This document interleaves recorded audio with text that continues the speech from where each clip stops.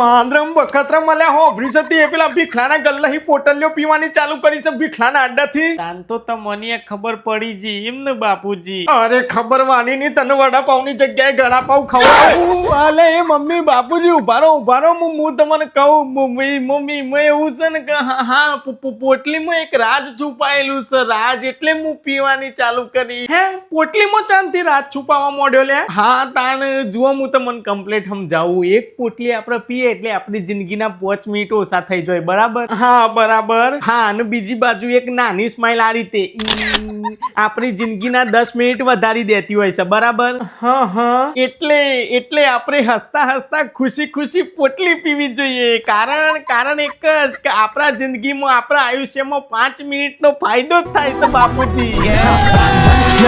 खोटा खोटा बात बन बनना है तो बाप बन छोटे थोड़ा श्राप बन 4 जन जब करेंगे तेरी बुराई तब समझ जा. કાલે રમનો ખમ બોલે તો આવજે. અલે બાપુજી કાચના ગ્લાસ લાવું કે પ્લાસ્ટિકના ચાલ હી. बेटा मचा रहा है तब